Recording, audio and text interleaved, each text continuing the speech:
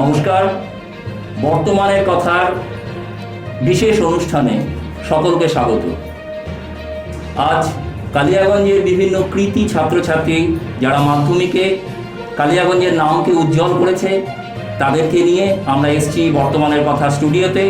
শুরুতেই এই অনুষ্ঠানে বর্তমানের কথা সম্পাদক শ্রী তপন চক্রবর্তী কিছু বলে অনুষ্ঠানের সূচনা করবেন। নমস্কার। আপনারা জানেন গতকাল মাধ্যমিকের ফলাফল ঘোষণা হয়েছে এবং সেই অনুসারে আমাদের কালিয়াগঞ্জ ব্লকের 3 কৃতি ছাত্রছাত্রীকে আমরা আমাদের বর্তমানের কথার স্টুডিওতে আজকে সম্বর্ধনা দেবার জন্য তাদেরকে আহ্বান জানানো হয়েছে। তেনারা এসছেন, আমাদের বুক ভরে যাচ্ছে, কারণ খুব ভালো রেজাল্ট করেছে এরা এবং ভবিষ্যতে এরা আরও অনেক বেশি এরা একটা জায়গায় যাবে, এই আশীর্বাদ আমরা আজকে করব তাদেরকে, এবং আপনারাও নিশ্চয়ই করবেন আমাদের ছবি দেখে।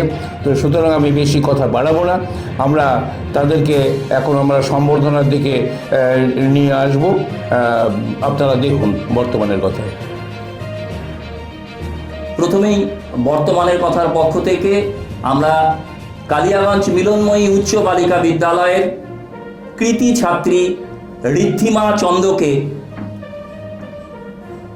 তার হাতে একটু মিষ্টিমুখ এবং সঙ্গে মেডেল পরিয়ে তাকে সম্বর্ধনা জ্ঞাপন করছেন শ্রী তপন চক্রবর্তী।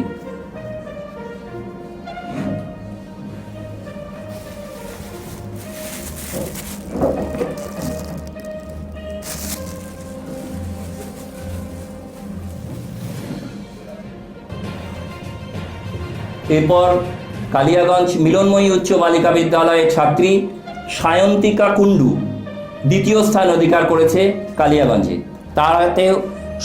তাকেও সম্বর্ধনা জ্ঞাপন করছেন শ্রী তপন চক্রবর্তী।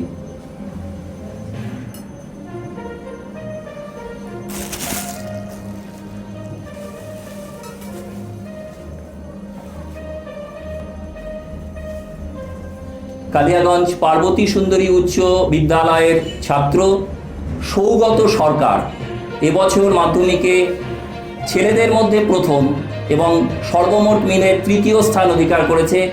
তাকেও সম্বর্ধনা জ্ঞাপন করছেন শ্রী তপন চক্রবর্তী বর্তমানের কথার পক্ষ থেকে।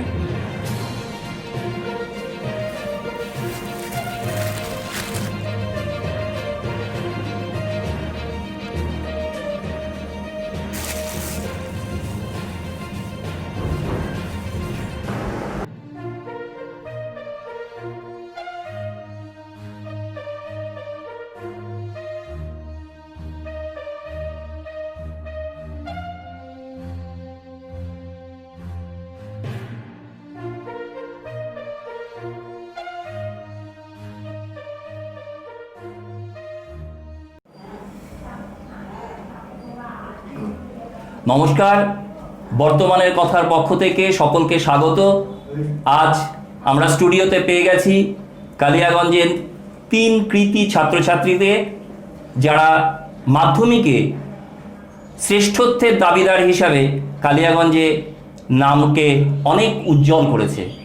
পরিচয় করিয়ে দিই। প্রথমেই আমার একদম বাম দিকে আছে ঋদ্ধিমা চন্দ্র, 676 নম্বর পেয়ে কালিয়াগঞ্জে প্রথম স্থান অধিকার করেছে, মিলনময়ী উচ্চ বালিকা বিদ্যালয়ের ছাত্রী। তার পাশেই আছে একই স্কুল মানে মিলনময়ী উচ্চ বালিকা বিদ্যালয়ের সায়ন্তিকা কুণ্ডু, যে 675 নম্বর পেয়ে কালিয়াগঞ্জে দ্বিতীয় স্থান অধিকার করেছে। পাশাপাশি আমার ডান দিকে আছে কালিয়াগঞ্জ পার্বতী সুন্দরী উচ্চ বিদ্যালয়ের ছাত্র সৌগত সরকার, 670 নম্বর পেয়ে কালিয়াগঞ্জে তৃতীয় এবং ছাত্রদের মধ্যে প্রথম স্থান অধিকার করেছে।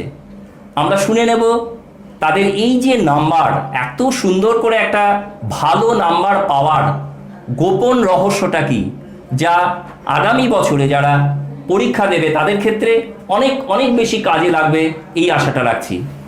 প্রথমে চলে যাব ঋদ্ধিমার কাছে।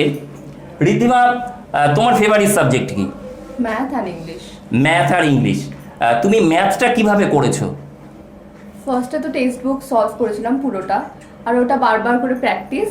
আর তাছাড়া আমি প্রিভিয়াস ইয়ারের টেস্ট পেপার আর আমাদের বছর যেটা রিলিজ হয়েছিল ওই টেস্ট পেপার প্রত্যেকটাই মোটামুটি সলভ করেছিলাম। তার মানে টেস্ট পেপার সলভটা খুব জরুরি। হ্যাঁ হ্যাঁ, আমরা এটা এর আগেও বর্তমানের কথা মাধ্যমিক স্পেশাল ছিল, সেখানেও শিক্ষকদের কাছ থেকে এই আলোচনাটাই পেয়েছি যে টেস্ট পেপার সলভটা খুব বেশি জরুরি। যত বেশি সলভ হবে তত বেশি সাফল্য। সায়ন্তিকার কাছে শুনবো, তোমার ফেভারিট সাবজেক্ট কি? Math and English. দুজনেরই ম্যাথ, বাহ ফার্স্ট ক্লাস। আগামী দিনে কি সায়েন্স নিয়ে পড়ার ইচ্ছে? হ্যাঁ অবশ্যই। আগামী দিনে সায়েন্স, তুমি ম্যাথটা কিভাবে করতে? আমি ওই একইভাবে টেক্সট বুকটা বেশি করে প্র্যাকটিস করেছিলাম এবং অন্যান্য টেস্ট পেপারগুলোকে রেগুলারলি প্র্যাকটিস করতাম এভাবে। তুমি ম্যাথে কত পেয়েছো? 100। 100। তুমি? 100। 100, দুজনেই 100। কালিয়াগঞ্জের এটা একটা বড় জায়গা যে ম্যাথই কিন্তু ওদের ফেভারিট সাবজেক্ট, এবং ফেভারিট সাবজেক্টটাতে টপ জায়গায় রেখে দিয়েছে ওরা। চলে যাবো সৌগতের কাছে। সৌগতের ফেভারিট সাবজেক্ট কি? ম্যাথ আর ফিজিক্স। তোমারও ম্যাথ। তিনজন কৃতি ছাত্রছাত্রীর কিন্তু ম্যাথ। তুমি ম্যাথে কত পেয়েছিলে? ম্যাথে 100। 100। এটা আমাদের কাছে সত্যি সত্যি খুব বেশি ভালো লাগার ব্যাপার যে ম্যাথ, অনেক ছাত্রছাত্রীরা যারা ম্যাথকে ভয় করে, আজকে কিন্তু কৃতীদের কাছ থেকে একটা ব্যাপার পরিষ্কার, ম্যাথটা ভালো করাটা কিন্তু খুব বেশি জরুরি। ম্যাথটা তুমি কিভাবে প্র্যাকটিস করতে? ওদের মতো নাকি টেস্ট পেপার? টেস্ট পেপার তো পরে রিলিজ করেছিল, তো টেস্ট পেপার যখন রিলিজ করেনি তখন টেক্সট বই করতাম, আর আলাদা আলাদা টেক্সট বই কিনে অমিতাভ মিত্র বা কে সিনহা এসব কিনেই তখন করতাম। আর যখন টেস্ট সামনে চলে এসেছিল তখন কিছু স্পেশাল টাইপের অঙ্ক করতাম। এভাবেই আমার অঙ্ক প্যাশন, অঙ্ক আমার খুব করতে ভালো, মানে অঙ্কটাই করতে বেশি ভালো লাগে। অঙ্ক করতে ভালো। দিনে মোটামুটি কত ঘন্টা, মোটামুটি অন অ্যান এভারেজ ক ঘন্টা পরীক্ষা, মানে পরীক্ষার জন্য প্রস্তুতি হিসাবে পড়াশোনা ক ঘন্টা করতে সব মিলিয়ে? টেস্টের আগে ব্যাপারটা আলাদা ছিল। টেস্টের আগে তখন টিউশনস বেশি ছিল, তো টিউশনস বেশি থাকার জন্য সেলফ স্টাডিটা একটু কম হতো, সেই জন্য টেস্টের রেজাল্ট একটু খারাপ হয়েছিল।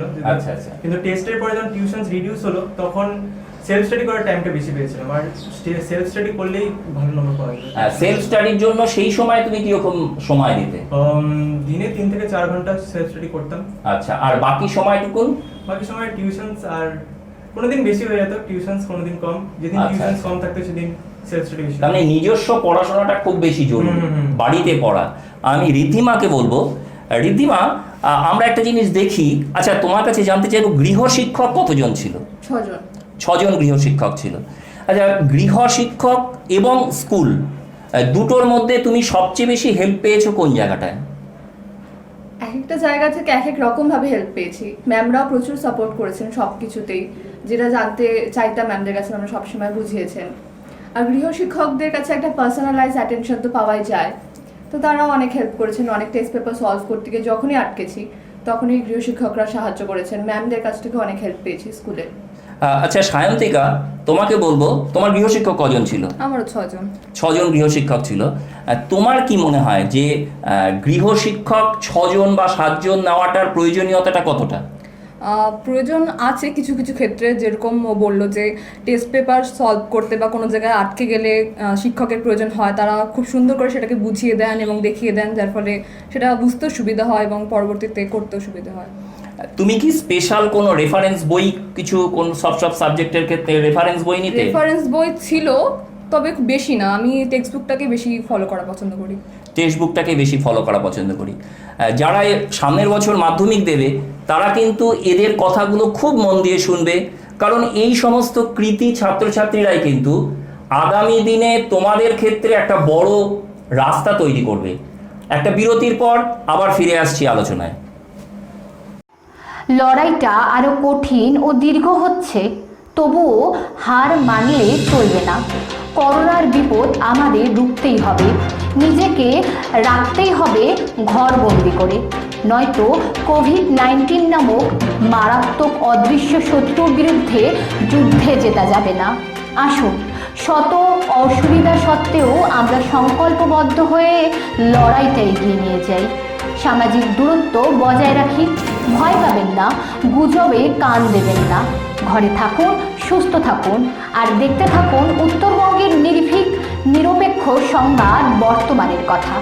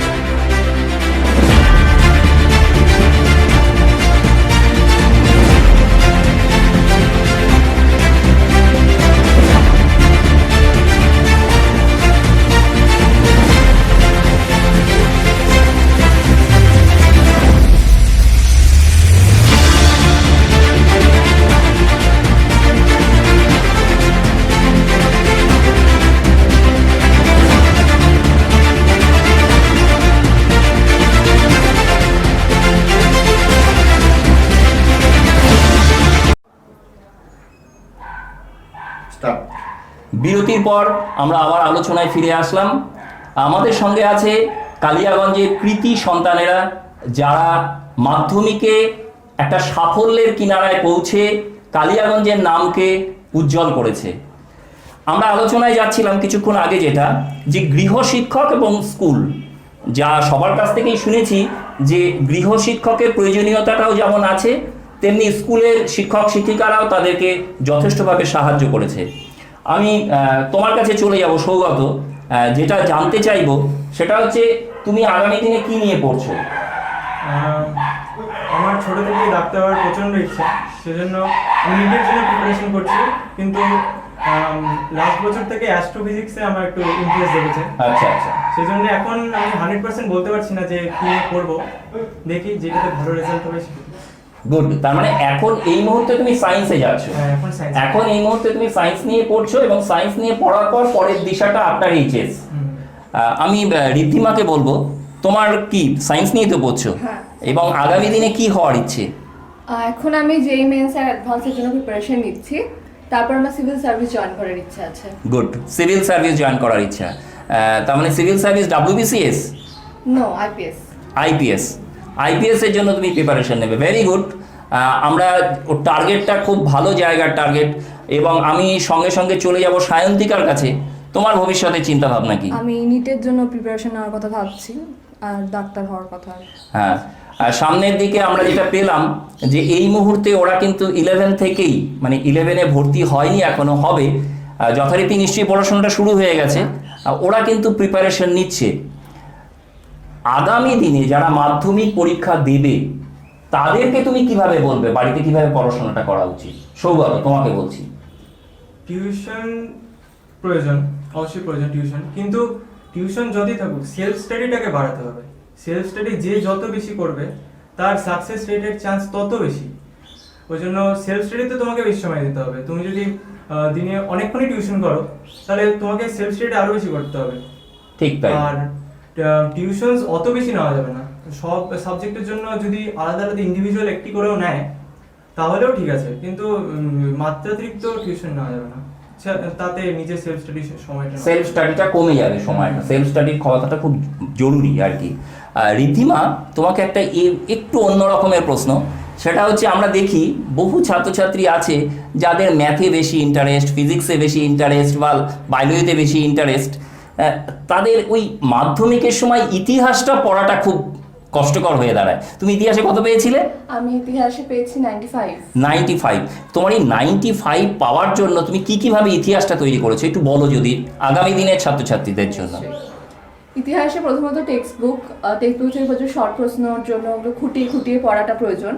তারপর আমি রেফারেন্স বই থেকে যেগুলো MCQ থাকে ওখানে চ্যাপ্টার ওয়াইজ, ওগুলো করতাম। আর প্রিভিয়াস ইয়ার টেস্ট পেপার যেটা বললাম আগেও, ওখান থেকে প্রচুর ইম্পর্টেন্ট কোশ্চেন ওখান থেকে পাওয়া যায়, সেগুলো সলভ করতে হবে। আর নোট মেকিং, যেগুলো আমরা পড়ছি ওটাই যদি আমরা নোট করি নিজের থেকে, কারণ সহায়িকা নোট অনেক ছাত্রছাত্রী পড়ে, ওগুলো সিমিলার হয়ে যায় অনেকটাই, তো নিজে থেকে নোট বানিয়ে সেটা পড়লে অনেক বেশি ওটা মুখস্থ করতেও সুবিধা হয়। আর কিছু কোটেশনস অ্যাড করা সেখানে, আর এই তো এইভাবে ইনফরমেশন যতটা সম্ভব অ্যাড করা, তাহলে সেখানে বড় যে আমাদের 8 নম্বরের প্রশ্ন লিখতে হয় সেখানে ভালো মার্কস ক্যারি করাটা সম্ভব। তোমরা শুনলে ইতিহাসটা নিয়ে আমি জানি অনেকেরই চিন্তা হয় যে ইতিহাসের নাম্বারটা খুব গন্ডগোল। এই পাশাপাশি সাহিত্যের কথা যাব, সাহিত্যে এখন প্রচুর নাম্বার আসছে বাংলাতে। সায়ন্তিকা, বাংলার প্রিপারেশনটা তুমি কিভাবে করতে, মানে রচনা পাশাপাশি অন্য যে সমস্ত জিনিসগুলো আছে সেটা কিভাবে তুমি করতে? সাহিত্যের ব্যাপারটা তো সম্পূর্ণই মন থেকে। তো প্রথমত টেক্সট বুকটা ভালো করে পড়া উচিত, তারপরে আশেপাশে যেগুলো আছে রচনা বা অন্য হচ্ছে যেরকম আমাদের সারসংক্ষেপ, ওগুলো একটু নিজের থেকে সহায়িকা বা অন্য কোনো বই থেকে ভালো করে আগে পড়ে নিয়ে তারপরে নিজের মতন করে ওটাকে সাজিয়ে গুজিয়ে লেখা, এটাই মনে হয় বেস্ট হবে। তার মানে আমরা তিনজনের কাছেই কিন্তু সবচেয়ে যে বেশি গুরুত্বপূর্ণ কথাগুলো শুনলাম, মানে ওদের অভিজ্ঞতার কথা, সেখানে যে মূলত নিজেকে নিজে তৈরি করা, গৃহশিক্ষক থাকবে, স্কুলের শিক্ষক শিক্ষিকা থাকবে, কিন্তু পাশাপাশি নিজেকে তৈরি করাটা কিন্তু খুব বেশি জরুরি। নিজেকে নিজে সময় দিতে হবে। এই নিজেকে নিজে যতক্ষণ সময় দিতে না পারবে ততক্ষণ কিন্তু সাফল্যের জায়গায় আমরা পৌঁছবো না। আমরা আবার একটা বিরতিতে যাব, বিরতির পর আবার ফিরে আসব আলোচনায়। লড়াইটা আরো কঠিন ও দীর্ঘ হচ্ছে, তবুও হার মানলে চলবে না। করোনার বিপদ আমাদের রুখতেই হবে, নিজেকে রাখতেই হবে ঘরবন্দি করে, নয়তো কোভিড-19 নামক মারাত্মক অদৃশ্য শত্রুর বিরুদ্ধে যুদ্ধে জেতা যাবে না। আসুন, শত অসুবিধা সত্ত্বেও আমরা সংকল্পবদ্ধ হয়ে লড়াইটা এগিয়ে নিয়ে যাই। সামাজিক দূরত্ব বজায় রাখি, ভয় পাবেন না, গুজবে কান দেবেন না। ঘরে থাকুন, সুস্থ থাকুন, আর দেখতে থাকুন উত্তরবঙ্গের নির্ভীক নিরপেক্ষ সংবাদ বর্তমানের কথা।